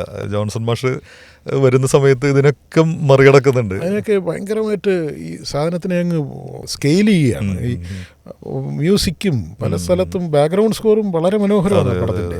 ഒരു സ്ഥലത്തൊരു പാട്ട് യൂസ് ചെയ്തിട്ടുണ്ടെങ്കിൽ അതിൻ്റെ തന്നെ ഫ്ലൂട്ട് പീസ്, അതിൻ്റെ തന്നെ വയലിൻ വെർഷൻ അത് വേറൊരു സ്ഥലത്ത് റിപ്പീറ്റ് ചെയ്തിട്ടുണ്ടാവും. അപ്പോൾ സിനിമ കഴിയുമ്പോൾ നമുക്ക് ഈ പാട്ടിൻ്റെ ഒരു ഈണം നമ്മൾ പോലും അറിയാതെ അതിങ്ങനെ ലിഫ്റ്റ് ചെയ്ത് തരംഗമായിക്കൊണ്ടിരിക്കും. അത് മുന്തിരിത്തോപ്പുകളിലും ഒക്കെയുണ്ട്. അതെ. പിന്നെ ഇവർ തമ്മിൽ ഒന്നിച്ച മറ്റൊരു സിനിമ നമുക്ക് ഓർക്കാൻ മുന്തിരിത്തോപ്പുകൾ. ആ സിനിമയുടെ പേരിൽ തന്നെ ഒരുപാട് പോയിറ്റിക്കാണ്, ഒരുപാട് കവിത തുളുമ്പുന്ന പേര്, കവിത തുളുമ്പുന്ന ഒരു പ്രമേയം, പിന്നെ പാട്ടുകളുടെ പാട്ട്, അല്ലെങ്കിൽ ആ രീതിയിൽ അറിയപ്പെടുന്ന ബൈബിളിലെ ഒരു വലിയ ഭാഗം, സോളമൻ്റെ ഗീതങ്ങൾ. അതിലെ 2 പാട്ടുകൾ, ഒന്ന് ഒരു വെസ്റ്റേൺ സ്റ്റൈൽ ആയിട്ടുള്ളൊരു പരിപാടി, നേരെ വ്യത്യസ്തമായിട്ടുള്ളൊരു ഗസൽ പോലെയുള്ള രണ്ടാമത്തെ സോങ്. നമുക്ക് ആകാശമാകെ എന്നുള്ള പാട്ടിലേക്ക് വരാം. ആകാശമാകെ എനിക്ക് തോന്നുന്നു ആദ്യം മുഴുവൻ റഷസ് എല്ലാം ഷൂട്ട് ചെയ്ത് കൊടുത്തിട്ടുണ്ട്. അത് കണ്ടിട്ടാണെന്ന് കേട്ടിട്ടുണ്ട് ONV പാട്ട് എഴുതിയിട്ടുള്ളത്. അതെ. അത് എനിക്ക് തോന്നുന്നു പ്രോപ്പറായിട്ട് അത്തരമൊരു ഇത് തുടങ്ങുന്നത് മുന്തിരിത്തോപ്പിലാണ് അച്ഛൻ്റെ രീതി. അത് പൂർണ്ണമായിട്ടും സ്ക്രിപ്റ്റ് എഴുതി വെച്ചിട്ടുണ്ടായിരുന്നു. സീനുകൾ മുഴുവൻ ഉണ്ടായിരുന്നു. വേണമെങ്കിൽ റെക്കോർഡ് ചെയ്യാമല്ലോ. ഇവർ രണ്ടുപേരും അച്ഛൻ്റെ കൂടെ മുമ്പ് പ്രവർത്തിച്ചവരെ തന്നെ. ഗ്രാമങ്ങളിൽ ചെന്ന് കുറുപ്പ് സാറിനെ കൊണ്ട് എഴുതിപ്പിച്ച് ജോൺസനെ കൊണ്ട് ട്യൂൺ ചെയ്യിപ്പിക്കാം. പക്ഷേ ഇത് അച്ഛൻ്റെ ഞാൻ മനസ്സിലാക്കിയത് ഈ വിഷ്വൽസ് കാണിച്ച് അതിലേക്ക് ഇവരെ പ്രചോദിപ്പിക്കുക അല്ലെങ്കിൽ ചൊടിപ്പിക്കുക ഈ ഗാനങ്ങളിലേക്ക് എന്നുള്ളതാണ്. ഞാൻ ഓർക്കുന്നുണ്ട്, അത് ചിത്രാഞ്ജലി സ്റ്റുഡിയോയിലാണ് അതിൻ്റെ ഫ്രെയിംസ്, ആ പാട്ടിൻ്റെ മാത്രം ഫ്രെയിംസ് എന്ന് പറഞ്ഞാൽ നമുക്കൊന്നും തോന്നത്തില്ല. ഞാനും ഇരുന്നിട്ടുണ്ട്. അതിൻ്റെ റഷ് ഇങ്ങനെ കാണിക്കുകയാണ്. അപ്പോൾ അതിൻ്റെ അകത്ത് ഇതിൻ്റെ ഇടയിൽ കൂടെ ഇവർ മൂവ് ചെയ്യുന്നതും ഒക്കെ അവിടുത്തെ രണ്ടുപേരുമുണ്ട്. 2 പേരും ഇരുന്ന് കാണുന്നുണ്ട്. പക്ഷേ പിന്നീടാണ് അതിൻ്റെ മാജിക്. പവിഴം പോലായാലും ആകാശം ആകെയാണെങ്കിലും അവർക്ക് ആ ട്യൂൺ അകത്തേക്ക് കിട്ടി. ഇപ്പോൾ ഇതിൻ്റെ ഇടയ്ക്കൊക്കെ ജോൺസൺ അവിടെ നിന്നൊക്കെ ഇങ്ങനെ മൂന്ന് കേൾക്കാം. ഇതിൻ്റെ ഇടയ്ക്ക് പുള്ളിക്ക് കയറിക്കഴിഞ്ഞു. അതിൻ്റെ ഇടയ്ക്ക് നമ്മൾ ഈ ഒഴിഞ്ഞ ഇത് ഒരു ശബ്ദമില്ലാത്തപ്പോൾ ഇങ്ങനെ ഇടയ്ക്ക് ഇങ്ങനെ കേൾക്കാം. കുറുപ്പ് സാറും ഇങ്ങനെ വളരെ സൈലൻ്റായിട്ടിരുന്ന് കാണുന്നുണ്ട്. അതൊരു വേറൊരു തരത്തിലുള്ള റിവേഴ്സ് പ്രോസസ്സാണ്. പക്ഷേ ഞാൻ മനസ്സിലാക്കുന്ന ഈ റിവേഴ്സ് പ്രോസസ്സ് തുടങ്ങുന്നത് പ്രയാണത്തിലാണ്. അത് കാരണമുണ്ട്. ഈ മൗനങ്ങൾ പാടുകയായിരുന്നു, മുഴുവനായിട്ട് റെക്കോർഡ് ചെയ്യാൻ പറ്റിയില്ല. അതിനു മുമ്പ് വയലാറ് പോയി. അതിൻ്റെ ഇടയ്ക്ക് വെച്ച് പുള്ളി പിണങ്ങിപ്പോയി. അതായത് മൗനങ്ങൾ പാടുകയായിരുന്നു നടക്കുന്ന സമയത്ത് MBSഉം ഇദ്ദേഹവും ഭരതമോഹനും കൂടി ഒരു സ്ഥലത്തിരിക്കുകയായിരുന്നു മദ്രാസിൽ. ഇടയ്ക്ക് വെച്ച് എന്തോ കാരണം കൊണ്ട് ഇവർ തമ്മിൽ തെറ്റി. വയലാർ പിണങ്ങി ഇറങ്ങി. ഇയാളോട് വർക്ക് ചെയ്യാൻ പറ്റില്ല എന്ന് പറഞ്ഞിറങ്ങി. ഭരതമാൻ പുറകിന് പോയി കാല് പിടിച്ചു. കാരണം അതിൻ്റെ ചരണം പോലും ആയിട്ടില്ല. പല്ലവി കഴിഞ്ഞതും പുള്ളി വിട്ടു. അപ്പം അവിടെ ഭരതമാൻ പോയി പറഞ്ഞപ്പം ഇദ്ദേഹം അങ്ങോട്ട് കാറിൻ്റെ ബോണറ്റിൽ വെച്ചിട്ട് അങ്ങോട്ട് എഴുതി കൊടുക്കുകയാണ്. അതിലാണ് മറ്റേ ഇതൊക്കെ എന്താണ്, വെൺചന്ദനത്തിൻ സുഗന്ധം ചൊരിയുന്ന അന്തരംഗത്തിൻ മുന്നിൽ എൻ്റെ മോഹങ്ങൾക്ക് വിശ്രമിക്കാൻ ഒരു ഏകാന്ത പഞ്ചരം കണ്ടു ഞാൻ എന്ന് പറയുന്ന വരികൾ പുള്ളി എക്സ്റ്റംപോർ അതിൻ്റെ പുറത്ത് വെച്ച് പടപടാന്ന് എഴുതി കൊണ്ടുപോയി. ബാക്കി പിന്നെ വന്ന് ചെയ്താൽ ഒരു പോക്ക് പോയി, പിന്നെ വന്നില്ല. അദ്ദേഹം മരിച്ചു. പോസ്റ്റ്മസ്ലിയാണ് ആ പാട്ട് വരുന്നത് അദ്ദേഹത്തിൻ്റെ. അപ്പോൾ ആ രംഗങ്ങൾ പൂർണ്ണമായിട്ട് റെക്കോർഡ് ചെയ്തിട്ടില്ല. ഈ ഷൂട്ട് ചെയ്യുന്ന സമയത്ത് മരിച്ചിട്ടില്ല. ഇനിയും ബാക്കി റെക്കോർഡ് ചെയ്യാമെന്നുള്ള ഉദ്ദേശത്തിൽ ഇവർ സ്ക്രിപ്റ്റിൽ എഴുതി വെച്ച രംഗങ്ങൾ ഷൂട്ട് ചെയ്തു. ഈ അനുഭവം ചിലപ്പോൾ അച്ഛന് മനസ്സിലുണ്ടാവാം. ഇതിനെ ഞാൻ റിവേഴ്സ് പ്രോസസ്സായിട്ടാണ് കാണുന്നത്. ഇത് നേരെ തിരിച്ചാണല്ലോ. അതുതന്നെയാണ് പിന്നീട് തൂവാനത്തുമ്പികളിലും സംഭവിച്ചത്. ആകാശമാകെ എന്നുള്ള പാട്ടിലേക്ക് വരുമ്പോൾ അത്രയും നാൾ പുറം ലോകം കാണാത്തൊരു നായികയാണ് സോഫിയ. ആ ടാങ്കർ ലോറിയിൽ കയറ്റി സോളമൻ ഒരു വലിയ ഒരു സംഗീതത്തിലേക്കും ഒരു വലിയ ലോകത്തിലേക്കും ഊളിയിടുന്നത് പോലെയാണ് ഈ ഒരു ആകാശമാകെ എന്നുള്ള അതിൻ്റെ തുടക്കത്തിലെ വിരുത്തം തന്നെ. അതും ആ സാക്സഫോണിൻ്റെ ഒക്കെ ഒരു മേളിക്കൽ ഒരു രക്ഷയില്ല. അതിപ്പോഴാണെങ്കിലും ഒരു ചെറിയ ഗാനമേള അല്ലെങ്കിൽ ഈ പുതിയ ജനറേഷൻ ഏറ്റവും കൂടുതൽ റീൽസിലൊക്കെ കോപ്പി ചെയ്യുന്ന പാട്ടുകളിലൊന്ന് ഈ സോങ്ങാണ്. അത് തന്നെ അതിലൊരു തീം മ്യൂസിക്കായി മാറുന്നു. ആ തീം മ്യൂസിക് പടത്തിൻ്റെ ടൈറ്റിൽ തുടങ്ങുമ്പോൾ തന്നെ തീം മ്യൂസിക് തുടങ്ങുന്നുണ്ട്. ആ തീം മ്യൂസിക് ഈ പാട്ടിൽ വളരെ ഭംഗിയായിട്ട് ബ്ലെൻഡ് ചെയ്തിട്ടുണ്ട്. വാസ്തവത്തിൽ ആ പടത്തിന് ദേശീയ അവാർഡാണ് എൻ്റെ ക്യാമറയ്ക്ക്. ഞാൻ പറയുന്നത് അതിൻ്റെ മ്യൂസിക്കിനും കൊടുക്കേണ്ടതായിരുന്നു. പിന്നീടാണ് ജോൺസേട്ടന് പൊന്തമ്മാടയിലാണ് കിട്ടുന്നത്. ഈ പടത്തിൻ്റെ മ്യൂസിക്കിന് കൊടുക്കേണ്ടതായിരുന്നു, പ്രത്യേകിച്ച് അതിൻ്റെ ബാക്ക്ഗ്രൗണ്ട് സ്കോറിന്. ആ ബാക്ക്ഗ്രൗണ്ട് സ്കോറിൻ്റെ എക്സ്റ്റൻഷനാണ് പാട്ടുകൾ. അതെ. ഇതിൽ നിന്ന് തീർത്തും വ്യത്യസ്തമായ രണ്ടാമത്തെ ഗാനം, അത് ഒരു ഗസൽ പോലെ വേണമെന്ന് പറയുന്നു. എന്നാൽ ഗസലിൻ്റെ ആ വാക്ക് താങ്കളുടെ പുസ്തകത്തിൽ എഴുതിയിട്ടുള്ള പോലെ ആഡംബരവും അലങ്കാരവും ഒന്നും അധികം വേണ്ട, എന്നാൽ ഒരു സിനിമാറ്റിക് ആയിട്ടുള്ള ഒരു ഗസൽ, പവിഴം പോലെന്നുള്ള. അതെ. എനിക്ക് പലപ്പോഴും തോന്നിയിട്ടുണ്ട് ഒരുപക്ഷെ അദ്ദേഹം അറിഞ്ഞിട്ട് ചെയ്തതാണെന്നില്ല. ആർത്തിലെ തും ഇത്തന ജോ മുസ്കുരാരെ അതിൻ്റെ പാട്ടുമായിട്ടല്ല സാമ്യം, അതിൻ്റെ തുടക്കത്തിൽ ഒരു ഗിറ്റാർ ബിറ്റുണ്ട്, അതുമായി നല്ല സാമ്യമുണ്ട്. പവിഴം പോലിൻ്റെ തുടക്കത്തിലുള്ളൊരു ബിറ്റുണ്ട്, ഉപബോധ മനസ്സിൽ കിടക്കുന്നതായിരിക്കാം. പാട്ട് യാതൊരു ബന്ധവുമില്ല, പക്ഷേ അതിൻ്റെ ഒരു ടോൺ സെറ്റിങ്ങിൽ അതെനിക്ക് പലപ്പോഴും സാമ്യം തോന്നിയിട്ടുണ്ട്. അവിടെ ആ മുന്തിരിയുടെ ഒരു സീസൺ അല്ലായിരുന്നു. അതിന് ഷൂട്ടിങ് വളരെ രസകരമായിട്ടുള്ളൊരു കാര്യം. ഇവർ ഷൂട്ട് ചെയ്തുകൊണ്ടിരുന്നപ്പം ശരിക്കും നല്ല മുന്തിരി ഉണ്ടായിരുന്നു. പക്ഷേ പാട്ട് ചിത്രീകരിക്കുന്ന സമയമായപ്പോഴത്തേക്കും ഇവർ ഷൂട്ട് ചെയ്തത് വേറെ എവിടെ, ബാംഗ്ലൂരും മൈസൂർ, അങ്ങനെ 2 സ്ഥലങ്ങളിലൊക്കെ ആയിട്ടായിരുന്നു. മൈസൂർ ഇത് ചെയ്യുന്നു, ആ വീട് പോൾ പൈലോക്കാരൻ്റെയും മറ്റേ ഇയാളുടെയും വീട്, സോളമൻ്റെയും വീടുകൾ ചെയ്ത് വരുമ്പോഴത്തേക്കും ഇതിൻ്റെ റീപ്പിംഗ് സീസണായി. മുഴുവൻ മുന്തിരിയും പോയി. അപ്പോൾ എന്ത് ചെയ്യുമെന്ന് അറിഞ്ഞൂടെ. ഇവർ പലയിടത്തും കറങ്ങി, അപ്പോഴത്തേക്കും എല്ലായിടത്തും റീപ്പിംഗ് ആയി പോയി. എവിടെ ഒരു സ്ഥലത്തുണ്ടെന്നൊക്കെ കേട്ടു. അപ്പോഴാണ് അച്ഛൻ, ഇത് വേണിച്ചേട്ടൻ പറഞ്ഞാൽ അറിയുന്നത്, ക്യാമറാമാൻ വേണിച്ചേട്ടനാണ് കിട്ടിയത്. അപ്പോൾ അദ്ദേഹത്തിൻ്റെ അടുത്ത് അച്ഛൻ പറഞ്ഞു, അതിനെന്താ ഇപ്പം റീപ്പിംഗ് സീസണല്ലേ, പോയി അന്ന് വളരെ തുച്ഛമായ വിലയ്ക്ക് കിട്ടുമല്ലോ, അവിടെ തോട്ടങ്ങളിൽ നിന്ന് തന്നെ വാങ്ങിക്കാം. പോയി ഒരു 2 ലോഡ് വാങ്ങിച്ചുകൊണ്ട് പോയി. എന്നിട്ട് ഇവരെല്ലാം കൂടെ നിന്ന് ഇതിൽ കെട്ടി ചരട് കൊണ്ട് കെട്ടി, നമ്മൾ അറിയുന്നില്ല ഇങ്ങനെ വെട്ടിയെടുക്കുന്നതൊക്കെ ശരിക്കും കെട്ടിയിട്ടിരിക്കുന്നതാണ്. അച്ഛനടക്കം നിന്ന് കെട്ടിയെന്നാണ് പറയുന്നത്. അങ്ങനെയായിരുന്നു അതിൻ്റെ ചിത്രീകരണം. നമ്മൾ ആദവും ഹവ്വയുടെയും ഒരു കോൺസെപ്റ്റ് വെച്ച് ആ പുതപ്പിനിടയിലൂടെ ഇവർ രണ്ടുപേരും കടന്നു പോകുന്നു. ഒരേ സമയം തന്നെ അത് ഇറോട്ടിക്കാണ്, അതേസമയം തന്നെ ഭയങ്കര പോയറ്റിക്കാണ്. അതിനുശേഷം ഈ മുന്തിരിമത്തയിൽ കിടക്കുന്നു, അത് ഷൂട്ട് ചെയ്യുന്ന ഒരു പിക്ചർ. വേണു എന്ന് പറഞ്ഞ വലിയ പ്രതിഭാധനായിട്ടുള്ള ഒരു ക്യാമറമാൻ ആ വർഷത്തെ നാഷണൽ അവാർഡ് കിട്ടുന്നു. ഈ സിനിമകളിലെല്ലാം തന്നെ നമ്മൾ ഈ തുടക്കത്തിൽ പറഞ്ഞ കട്ട് ഷോട്ടുകളാണ് മൊത്തം. 2 സോങ്ങും പാടാനറിയുന്ന, പാടി അഭിനയിക്കാൻ അറിയുന്ന മോഹൻലാൽ പാടുന്നേയില്ല. അപ്പോൾ അവിടെയൊക്കെ സംവിധായകനും പൂർണ്ണമായി കീഴടങ്ങി അദ്ദേഹത്തിൻ്റെ ഇഷ്ടത്തിനനുസരിച്ച് ഈ പാട്ടുകളെല്ലാം തന്നെ അദ്ദേഹം വളരെ മനോഹരമായിട്ടുള്ള പെർഫോമൻസ്. അദ്ദേഹത്തിൻ്റെ പിന്നീട് ഒരുപാട് സിനിമകളിൽ ആവർത്തിക്കപ്പെട്ട കുസൃതിച്ചിരി എല്ലാം ഈ സിനിമയിലുണ്ട്. പിന്നെ രാത്രിയിലെ ആ നിലാവ്, ഗിറ്റാറിൻ്റെ മന്ത്രിക്കുന്ന പോലെയുള്ള ദാസേട്ടൻ്റെ ഒരു ശബ്ദം, എല്ലാം കൂടി നമ്മളൊരു വേറൊരു തലത്തിലേക്ക് കൊണ്ടുപോവുകയാണ്. ഞാനതിൻ്റെ റഷ് കണ്ടിട്ടുണ്ട്. അതായത് ഈ മുന്തിരിത്തോപ്പിൻ്റെയൊക്കെ ചിത്രാഞ്ജലി കണ്ടു. നൈറ്റ് തന്നെയാണ്, അല്ലാതെ ഡേ ഫോർ നൈറ്റ് ഒന്നുമല്ല, നൈറ്റിൽ തന്നെയാണ് അത് ചെയ്തിരിക്കുന്നത്. ചെറിയ മറ്റേ ഗ്രേഡിങ്ങിലൊക്കെ വരുത്തിയിട്ടുണ്ടെങ്കിലും മനോഹരമായ ക്യാമറയാണ് അതിൻ്റെ, സംശയമില്ലാത്ത കാര്യം. അങ്ങനെ ഒരു പ്രകൃതിയുമൊക്കെ ആയിരിക്കാം അദ്ദേഹത്തിന് അതിനൊരു ഇതായത്. പിന്നെ അതിൻ്റെ ഈ തിരക്കഥ തൊട്ട് വേണിച്ചേട്ടനുണ്ടല്ലോ, ആ മൂഡ് മുഴുവൻ അറിയാം. അതിൻ്റെ ആത്മാവിലിറങ്ങിയാണ് ആ പടം ചെയ്തിരിക്കുന്നത്. ഈ സിനിമയ്ക്ക് തൊട്ട് മുമ്പ് ചെയ്ത സിനിമ ദേശാടനക്കിളിക്ക് അറിയാറില്ല. ആ സിനിമയുടെ വളരെ വ്യത്യസ്തമായിട്ടുള്ളൊരു പാട്ട് സ്റ്റോറി എന്ന് പറയാവുന്നത് രവീന്ദ്രൻ എന്ന് പറഞ്ഞ സംഗീത സംവിധായകൻ. ഒരൊറ്റ സിനിമയിൽ മാത്രമാണ് പത്മരാജൻ എന്ന് പറഞ്ഞ വലിയ പ്രതിഭയുടെ കൂടെ വർക്ക് ചെയ്തിട്ടുള്ളൂ. ചെറിയൊരു പിണക്കവും അവിടെ ഉണ്ടാവുന്നു. ആ പിണക്കത്തിന് ശേഷം പിന്നീട് പിണക്കം മാത്രമേ അറിയുള്ളൂ. ഈ പിണക്കം പലർക്കും അറിഞ്ഞുകൂടാ. ഈ അദ്ദേഹത്തിനെ പണ്ട് തൊട്ട് വോയിസ് ഓഫ് ട്രിച്ചൂർ പോലൊരു ഇത് എനിക്ക് തോന്നുന്നു, എന്തോ ഒരു birds, thunder birds Kulathupuzha Ravi, അന്ന് തൊട്ട് ആകാശവാണി തൊട്ട് അച്ഛൻ അറിയാം അദ്ദേഹത്തിന്. എന്ന് മാത്രമല്ല അദ്ദേഹം പ്രയാണത്തിൽ പാടിയിട്ടുണ്ട്, കുളത്തപ്പുഴ രവി എന്നുള്ള പേര്. അപ്പോൾ ആദ്യമായിട്ട് രവീന്ദ്രനെ അച്ഛൻ വിളിക്കുന്നു. അച്ഛൻ അദ്ദേഹത്തിൻ്റെ പാട്ടുകൾ ഭയങ്കര അപ്രീസിയേഷൻ ഞാൻ കേട്ടിട്ടുണ്ട്. ഒറ്റക്കമ്പി നാദമൊക്കെ പറഞ്ഞു കേട്ടിട്ടുണ്ട്. അതുപോലെ ഈ ഉത്സവം ഗാനങ്ങളുണ്ടല്ലോ നമ്മുടെ തരങ്ങിണി ഇറക്കിയ, അതിലെ ഈ മാമാങ്കം ഒക്കെ രവീന്ദ്ര മാഷിൻ്റെ മ്യൂസിക്കിനെ പറ്റി അച്ഛനിങ്ങനെ വളരെ മാമാങ്കം പലകുറി കൊണ്ടാടി. അതെ, അതിൻ്റെ മ്യൂസിക്കിൻ്റെ കാര്യം പറഞ്ഞിട്ടുണ്ട്. അതുപോലെ ഉത്രാട പൂനിലാവിനെയൊക്കെ പറ്റി പറഞ്ഞിട്ടുണ്ട്. അങ്ങനെയാണ് അദ്ദേഹത്തിനെ വിളിക്കുന്നത്.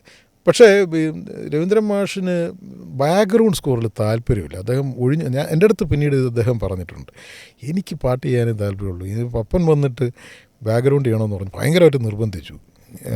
ഞാൻ അവസാന നിമിഷം പറയാതെ പൊക്കളഞ്ഞു. മുങ്ങി, ഞാൻ മനഃപൂർവ്വം മുങ്ങിയതാണ്. എനിക്കറിയാൻ കുഴപ്പമാണ്, പക്ഷെ ഞാനത് മുങ്ങി, എനിക്ക് പറ്റത്തില്ല. അത് പുള്ളി പറഞ്ഞത് അതാണ്. പുള്ളി വളരെ അപൂർവമായിട്ട് അദ്ദേഹം ബാക്ക്ഗ്രൗണ്ട് ചെയ്തിട്ടുള്ളൂ. അദ്ദേഹം മുങ്ങി. ആ സമയത്ത് അദ്ദേഹത്തിൻ്റെ അസിസ്റ്റൻറ്റിനെ അവിടെ നിർത്തിയിട്ട് പോയി. ഞാൻ ഓർക്കുന്നുണ്ട് ഇതിൻ്റെ ബാക്ക്ഗ്രൗണ്ട് ചെയ്യുന്നത് അന്ന് മദ്രാസിൽ ഈ സംഗീത കലാകാരന്മാരുടെ ഒരു സ്ട്രൈക്ക് വന്നു. അപ്പോൾ ഇവരാരും സഹകരിക്കുന്നില്ല അവിടെ ഉള്ളവർ.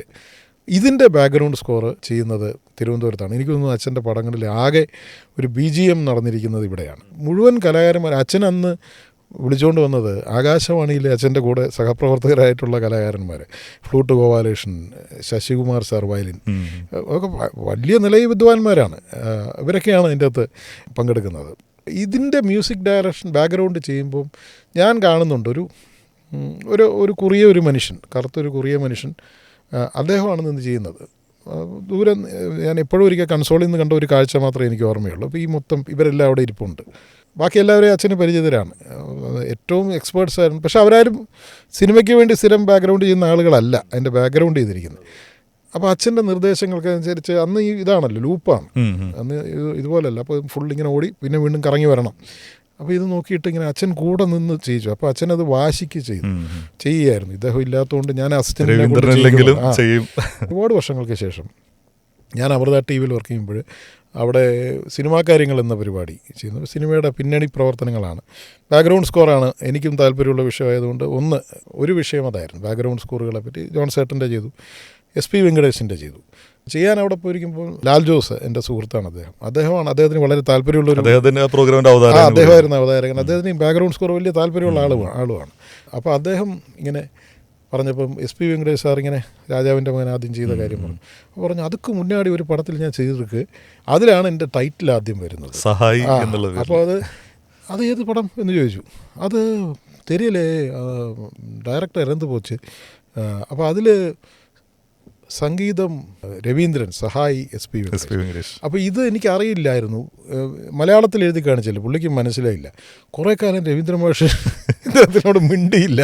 അപ്പോൾ പുള്ളിക്ക് എന്താ ഇത് സംഭവിച്ചതെന്നറിയില്ല. അച്ഛൻ ഇത് ഇങ്ങനെ വെക്കുമെന്ന് അറിഞ്ഞില്ല. ഇദ്ദേഹം വിചാരിച്ചു കാണും അച്ഛനെ സ്വാധീനിച്ച് വെപ്പിച്ചതാണ് എന്നുള്ള. ഇത് ഒറ്റ ടൈറ്റിൽ മനഃപൂർവ്വം സഹായി എന്ന് വെച്ചു. അപ്പം എനിക്ക് മനസ്സിലായില്ല എന്തിനാണ് എൻ്റെ അടുത്ത്. പിന്നെ ആരോ പറഞ്ഞു ഇത് ഇങ്ങനൊരു ടൈറ്റിലുണ്ട്, അത് അറിയുകയും ചോദിച്ചു. അപ്പോൾ അതിലാണ് എൻ്റെ ടൈറ്റിൽ ആദ്യം വരുന്നത്. അപ്പോൾ പറഞ്ഞ അവരുടെ പുള്ള താനിങ്കേർക്ക് എന്ന് പറഞ്ഞു. അപ്പോൾ ഇദ്ദേഹം ഈ ലേപ്പലൊക്കെ വെച്ചിട്ടിരിക്കുകയാണ്. അദ്ദേഹം ചാടിയുണ്ട് സാർ അദ്ദേഹത്തിൻ്റെ പേര് ആദ്യമായിട്ട് അതെ സാർ എന്ന് പറഞ്ഞ അദ്ദേഹം ഇത് വളരെ സാധുവായൊരു മനുഷ്യനായിരുന്നു. എന്നെ നോക്കി ഇങ്ങനെ എണീറ്റൊന്ന് തൊഴുതു. അപ്പോൾ പിന്നെ ഞാൻ കട്ട് പറഞ്ഞു പിന്നെ ഒന്നുകൂടെ എടുത്തു. അതിലാണ് അദ്ദേഹം ആദ്യമായിട്ട്. പക്ഷെ അതിൽ പോലും ഞാൻ ശ്രദ്ധിച്ചിട്ടുണ്ട്, അതിൽ വളരെ നല്ല നോട്ടബിളായിട്ടുള്ള ചില ബാക്ക്ഗ്രൗണ്ട് സ്കോഴ്സ് ഉണ്ട് അതിൻ്റെ അകത്ത്. വെങ്കടേഷിന്റെ ഒരുപാട് നല്ല ബാക്ക്ഗ്രൗണ്ട് സ്കോഴ്സ് ഉള്ള പടങ്ങൾ നമ്മൾ കണ്ടു. പൈതൃകം, ദേവാസുരം, കിലുക്കം, അങ്ങനെ ഒരുപാട് പടങ്ങൾ, ഇന്ദ്രജാലം, ഒരുപാട് ചിത്രങ്ങളിൽ നല്ല ഓർക്കസ്ട്രേഷൻ വരുന്ന ധ്രുവം.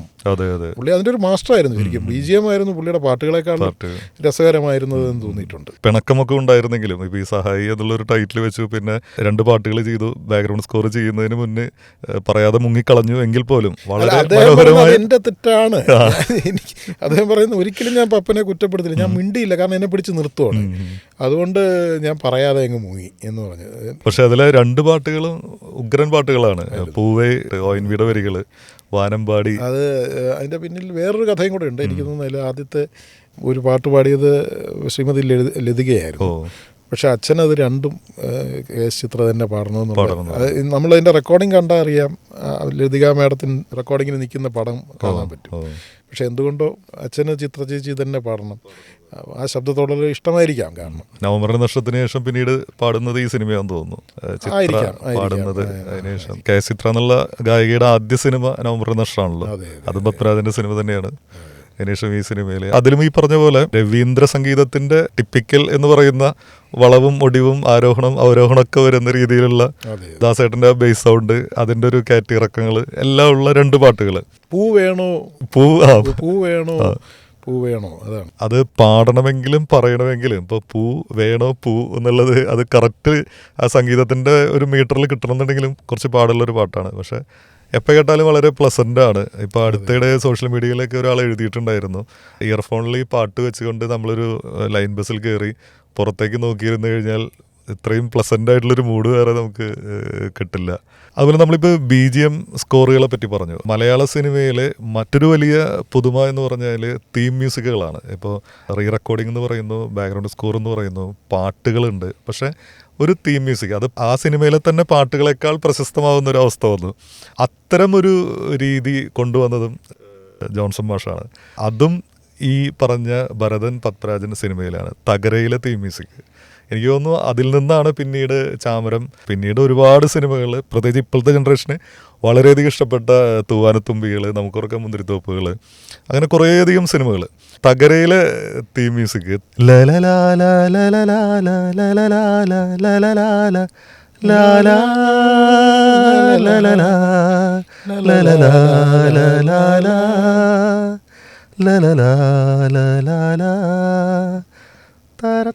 പിന്നെ അത് എനിക്ക് തോന്നിയിട്ടുള്ളത് ഫോക്കാണ്. ശരിക്കും ഫോക്ക് നമുക്ക് വെസ്റ്റേണേ അല്ല അത്.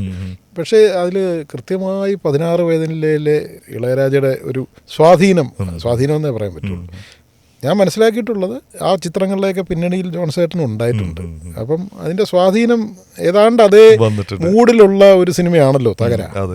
അത് പക്ഷേ ഇത് രണ്ടും വളരെ വ്യതിരിക്തമാണ്, രണ്ടും വ്യത്യസ്തവും സുന്ദരവുമാണ്. നമ്മൾ 16 വയതിനിലയുടെ മ്യൂസിക് കേൾക്കുമ്പോൾ അത് വളരെ വ്യത്യസ്തമാണ്. എന്നാൽ ആ ട്രാക്കാണ് നമുക്കറിയാം, ആ ഒരു ഫോക്കിൻ്റെ ട്രാക്ക് കിടപ്പുണ്ട്, ഒരു ഇളയരാജ ട്രാക്ക് അതിൻ്റെ അകത്ത് കിടപ്പുണ്ട്, അതിൻ്റെ അകത്ത് കൃത്യമായിട്ട്. പക്ഷെ അത് അതിൻ്റെ ഒരു ആത്മാവ് കൊണ്ട് ചെയ്യാൻ ഉള്ളൊരു ബ്രില്യൻസ് വേണം, ഒരു ജീനിയസ് ഉള്ള ഒരാൾക്ക് മാത്രമേ പറ്റൂ. തകരയും സുഭാഷിണിയും തമ്മിൽ കണ്ടുമുട്ടുമ്പോഴൊക്കെ ഒരു മർമറിങ് പോലെ ഈ ഒരു തീം മ്യൂസിക് വരും. പിന്നീട് ഇതിൻ്റെ ഒരു പീക്ക് ലെവൽ എന്ന് പറയുന്നത് ആ കടപ്പുറത്തെ ഒരു സീനിൽ വെച്ച് പുറകിൽ ഇങ്ങനെ അസ്തമയം, ഭരതൻ്റെ ആ സിഗ്നേച്ചർ സംഭവങ്ങളെല്ലാം വരുന്നു. അതോടൊപ്പം പ്രതാപ് പോത്തൻ്റെ ഒരു കൊറിയോഗ്രാഫറും ഇല്ലാണ്ട് പുള്ളിയുടെ കുറേ പരിപാടികളുണ്ട്, അദ്ദേഹത്തിന് മാത്രം ചെയ്യാൻ പറ്റുന്ന സിഗ്നേച്ചർ സംഭവങ്ങൾ. അത് ചിത്രീകരിച്ചിട്ടുള്ളതും ഇദ്ദേഹത്തിൻ്റെ പെർഫോമൻസും ഒപ്പം ഈ മ്യൂസിക് കൂടി വരുമ്പോൾ നമ്മളിത് ഇത്ര നാൾ കണ്ടിട്ടുള്ള പരിപാടികളൊന്നല്ല ഇവിടെ നടക്കുന്നത് എന്നുള്ള ഒരു ഇതിലേക്ക് പോകുന്നു. പിന്നെ അതിലത്തെ 2 പാട്ടുകളൊന്ന് കുടയോളം ഭൂമി കുടത്തോളം കുളിര് എന്നുള്ള പാട്ട്. പൂവച്ചൽ ഖാദർ എന്ന് പറഞ്ഞ ഗാനരചയിതാവ്, MG രാധാകൃഷ്ണൻ എന്ന് പറഞ്ഞ പത്മരാജൻ്റെ വളരെ അടുത്ത സുഹൃത്ത്, ആകാശവാണിക്കാലം മുതലുള്ള ബന്ധം. എസ് ജാനകിക്ക് അതിൽ മൗനമേ എന്നുള്ള പാട്ടിന് അവാർഡ് കിട്ടുന്നു. ആ പാട്ടുകളിലെ ഓർമ്മകൾ എനിക്ക് വേളിയിലാണ് നടന്നിരുന്നത്.